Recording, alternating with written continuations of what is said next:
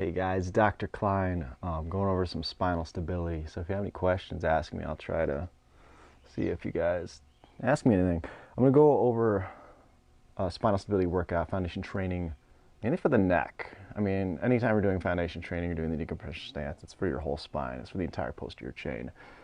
And the reason I'm doing this is I had some questions from the week.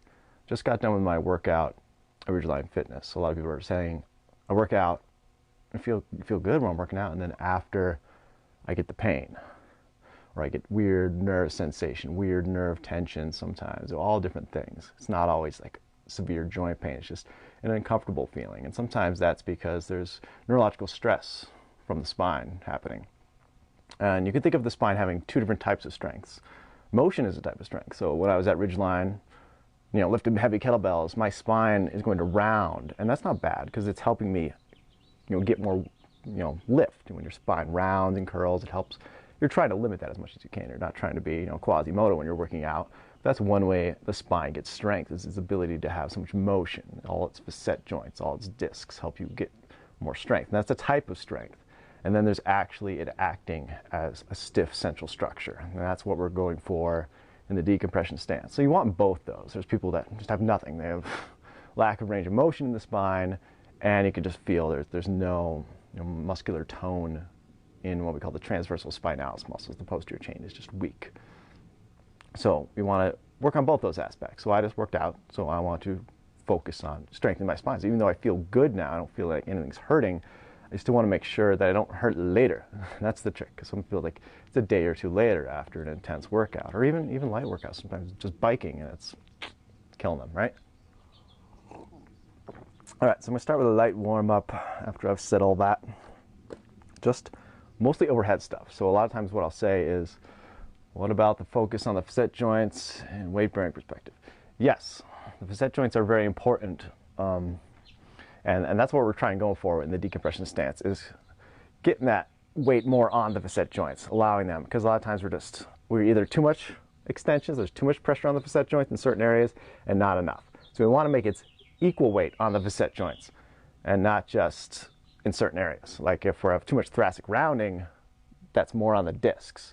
And that's sometimes people have like Scheuermann's disease, where it's too much this way and the disc is getting pressed that way, and that's going to be less on the facet. So for them, and I've seen people really help that, even with a lot of thoracic rounding. I've seen people like gain a whole, like looks like they're a foot taller just working on it. So people just think, oh, it's genetic, you can't do anything about it. You can still strengthen those muscles. You might never be perfect. And what is perfect? It's just you're trying to strengthen the spine, get to somewhat normal. And that's what's really going to help isolate shoulder hip motion. And so a good question about the facet joints, and that's something I need to study more. And I know you know a lot about that, sir. All right, so let me show some of this stuff from the side. First one I'm going to call is just the hip hugger. Just reminds you to hit the neck. Hopefully my mic is firing here. So hip hugger, I'm pulling the shoulders, opening up, and this is true shoulder motion. A lot of people just do this, and really my shoulders haven't moved. I haven't externally rotated them. So as I anchoring or lifting off the ground, if you guys haven't watched the decompression videos, that's important. And really I'm kind of firing the glutes at the end. So first I'm lengthening the spine, and then when I fire the glutes, you'll notice that my head comes back with that. So in sacrum and occiput have a lot to do with each other. So as the sacrum kind of flexes with the glutes, as the glutes squeeze, if we squeeze at the beginning, we don't get that lengthening. So that's why we decompress, measuring stick hands, then squeeze the glutes, and that activates the neck. See how that works? Then I'm squeezing just exactly. I externally rotate the shoulders, bringing my elbows closer, I drive my head back more, because we're not doing this, right? So just 7 slow reps here. So I'm going to time it with my breath. Squeezing the glutes at the end and relaxing. So I exhale. Try to get that head back. Inhale. Sorry about the birds chirping. It's pretty early here. There we go. Let's do one more. You notice this will really bring your weight back on your heels, so your toes are kind of grabbing a little bit. This one's called the Bumblebee. Just my version of it, something that I was taught in school. So I kind of trace up A lot of people like raise their shoulders here. Think about same thing, bringing the weight back, glute squeeze at the end, get the elbows high, like that. Then get behind the occiput, feel any soreness you got there. So now as you glute squeeze, bring your occiput back, you open this way. So that allows me to push against the back of my skull. And you're just gonna do another 7 reps there, nice and slow. Time with your breath, just give you another angle here. So it's a push back, my head is pushing in, so it's an isometric. Doesn't look like I'm doing a lot, but you should get that little bit of shake. And I actually dig my fingernails in there, get a little massage with it. So you can lock if you want to. I just feel like it's that claw grip, which we're gonna go over again. The sphere of tension just helps everything out. So I'll just give you a few reps to show you what it looks like.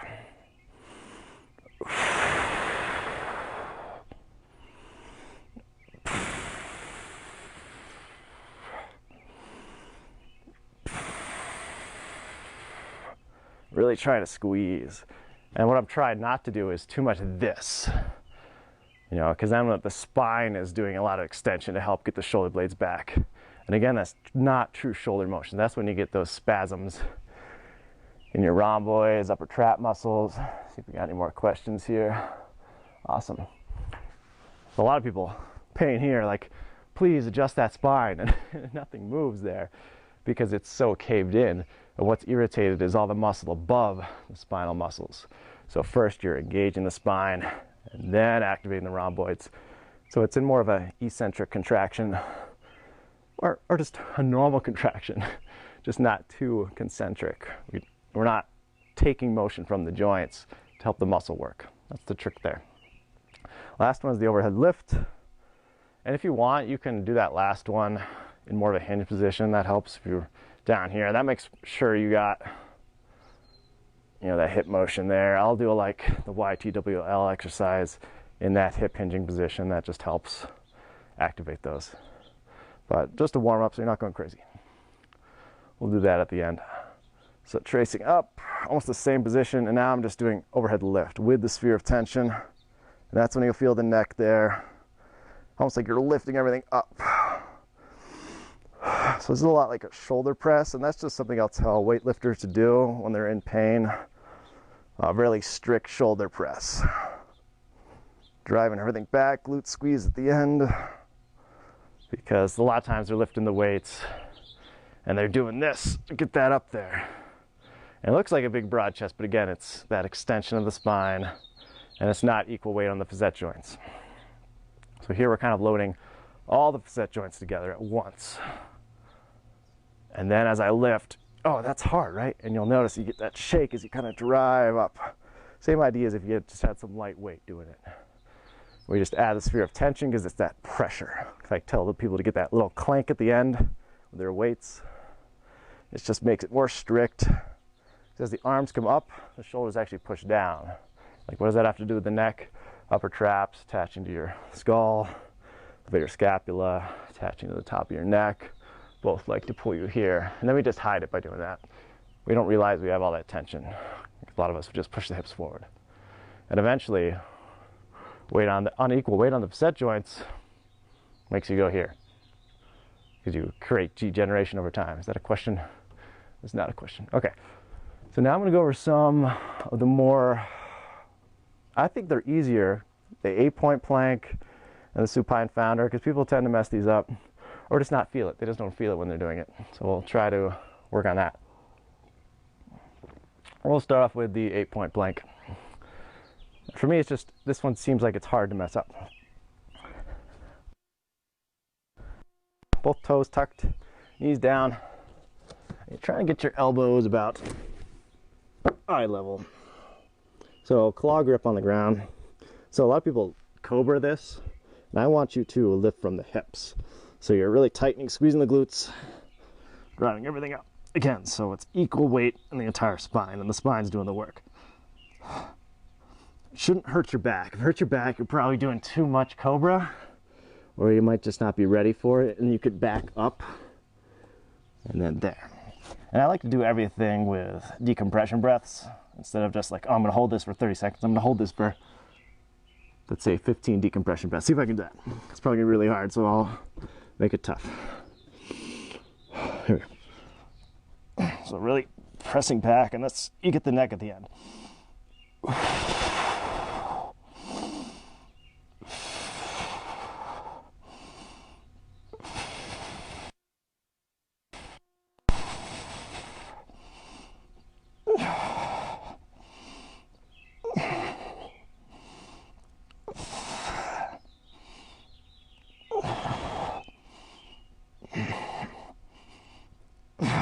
I couldn't even just got 10. That's a tough one. It looks easier, it looks like a half plank, but it's harder than a normal plank, believe me. So I could probably do a 2-minute plank. I couldn't even make it 30 seconds.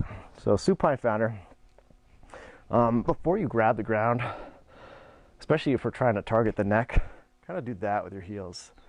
And what that does, maybe I'll get a better angle, is I'm pushing, so I'm decreasing that rounding. Not so much where I'm losing my engagement, but I'm keeping those hip flexors tight. And that just pushes everything up equally, loading the whole spine. And then my head is just like this much off the ground. My hair is actually touching the ground, but my weight's not on there. And then I try to keep all that, get the toes down. That's just tough right there. So that's engagement of the spine. Then we just make it harder by giving a nice scoop, keeping the shoulders broad. So here's just one version of the supine founder.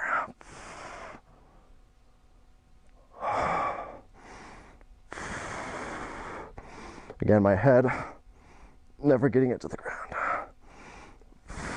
And I'm actually trying to get it to the ground, but I don't want to do that to get it to the ground, or even that, because then I'm reversing the curve. A lot of people think that's good because they have too much curve, so they're doing that. But you're just robbing Peter to pay Paul. You're not strengthening the neck. It might get you out of pain. It might be a good stretch, but it's not strengthening it in a length of possession. You're taking that natural curvature and you're lengthening it. So almost like I'm pushing up that way. So, and you can try this against the ground if you want, pushing into the ground. I like to just hover and push off my feet. You can also try bringing your big toes together and pushing. It should feel impossible to get the knees together too. That's another way that you know that you have the engagement right. So to show you what this looks like.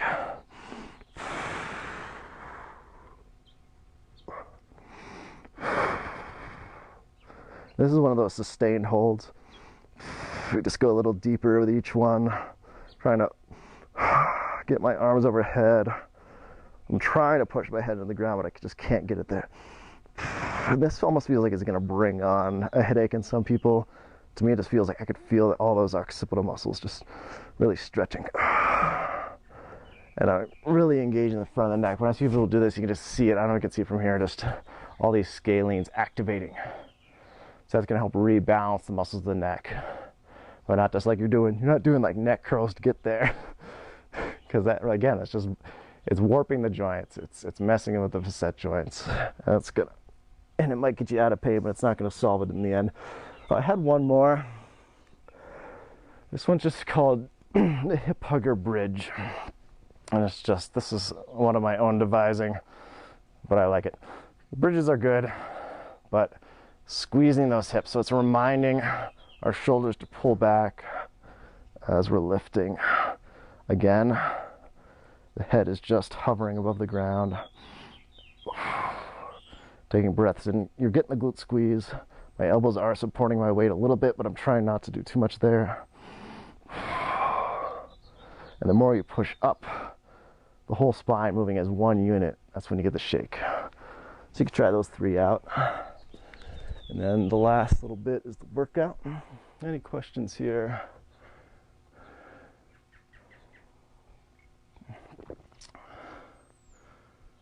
Collarbone is resting on rib cage in the humans, but why? That's a good question. And even like the costocartilage doesn't really fuse until later on. And we're supposed to have a little bit of motion there. And I remember when I was younger, bad posture, I'd always pop this out because it always just caved in. Because I was doing this, and it looked like I was broad, but I really wasn't. So I always had to, and a lot of people have to do that, they have to pop it. Then that's showing that's a problem, because the more rounding we have, the more that, sorry, not the sternum, but the collarbones. I think they support a lot of the neck muscle. Platysma is a big one that we hit, because platysma goes to the jaw, and it's a big broad muscle. And I remember we're doing gross dissection that it's just really thin. I don't think it should be that thin. I think we should have more engagement in that. Not so much, SEM is important, but I think sometimes it's too tight. You can feel like you got trigger points in it. Because that actually, even though it goes from the collarbone and sternum, it goes back here on the mastoid. So that could even further some of that, or too much head tilt. And some people, torticollis is a big thing, but yeah, I'll look more into the collarbones there. It's a good question.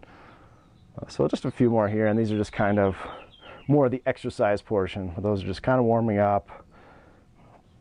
So do some split stance stuff, and yeah, here we go.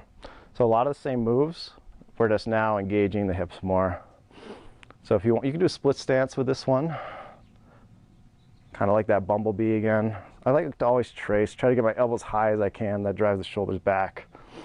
So as I'm hinging, pulling the elbows back. So now I can do more reps here. And I exhale as I go down, inhale as I go up. Really focuses on the hips. If you've watched my video on the 3 points of contact, my front foot is doing that.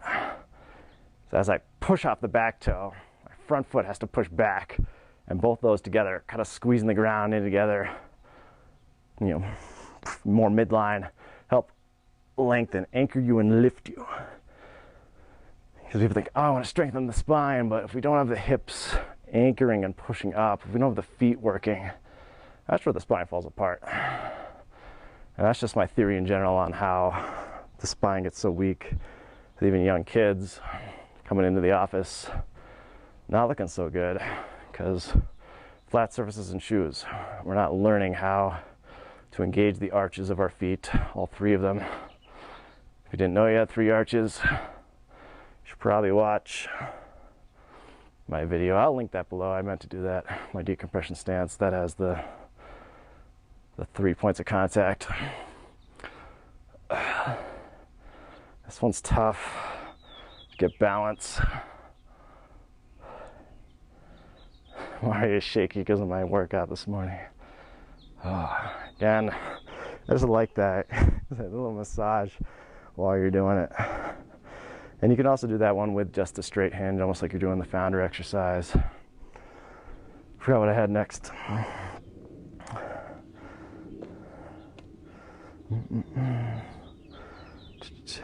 We'll skip the hip hugger, and we'll just do some founders at the end here.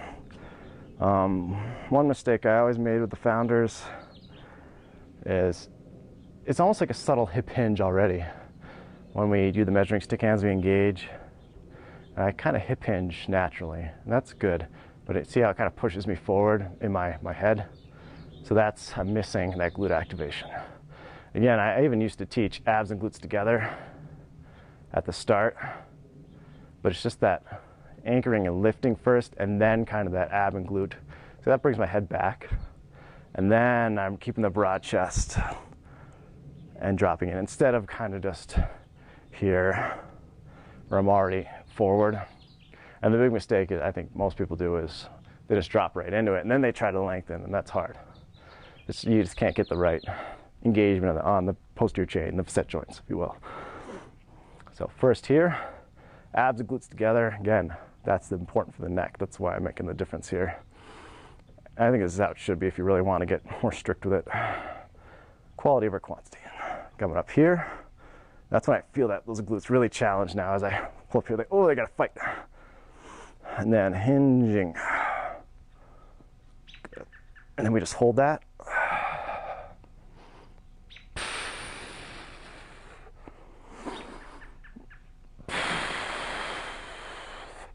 A little deeper each time. Watch the neck, if anything, in this one. Don't let your head come back. Big mistake I see in deadlifts is that.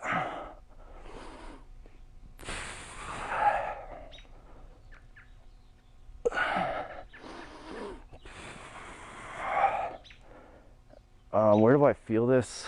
That's a good question, is here. Because the erector spinae, which are good, we want strong erector spinae, it's just sometimes they're overdeveloped. A lady with doing a lot of yoga, so she's here, right?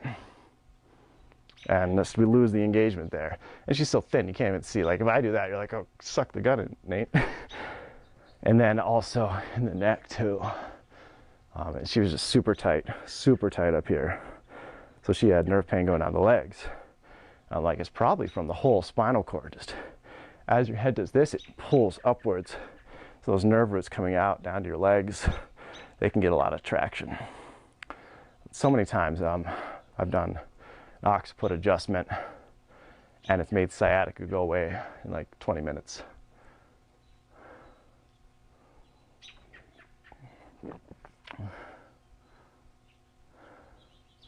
Right.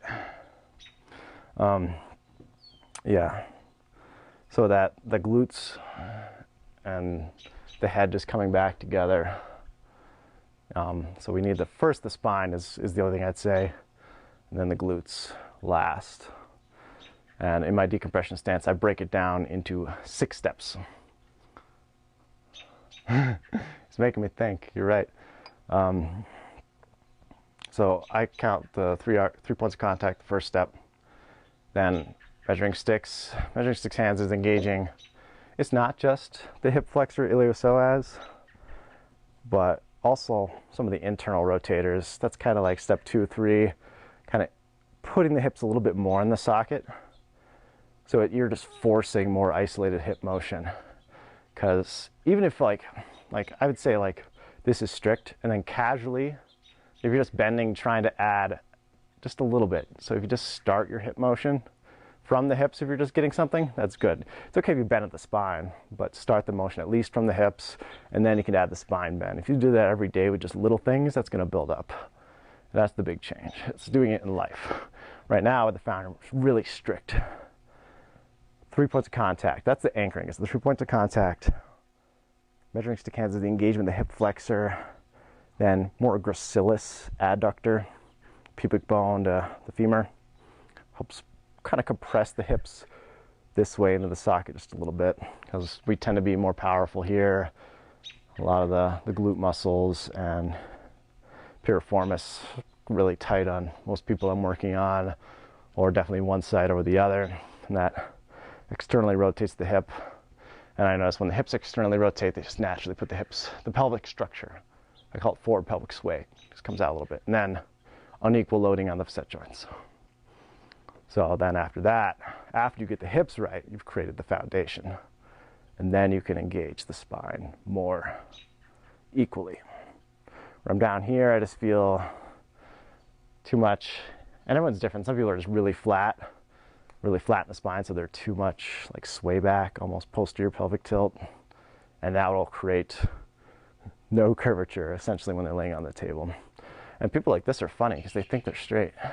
As soon as they lay on the table, lots of thoracic rounding, because now they're forced to be flat on a flat surface, as you should be when you're standing.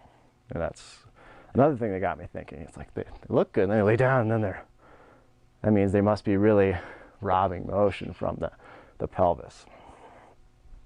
I think I'll wrap it up there, guys. Any other questions? Thanks for the comments. That was awesome. And hopefully that helps your neck. I already feel better. Even though I felt okay after the workout, it was just getting some stuff and strengthening the spine as well. So motion and engagement, decompression, if you will. You're like mom used to put a book on your head. What would you do? You'd lift up against that book. So that strengthens your spine. I think you put weight on your head that's bad, like the girls in Africa, carrying baskets, they're pushing up against that basket. It automatically will pull the hips underneath you. Tighten the core, lift the chest, driving upwards. Just that thought alone can help you. But also checking out the decompression stance. Maybe just work on 1 step a week.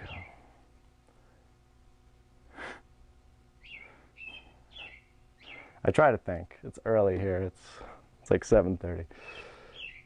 All right, guys. Cheers. Have a great day. Go get some.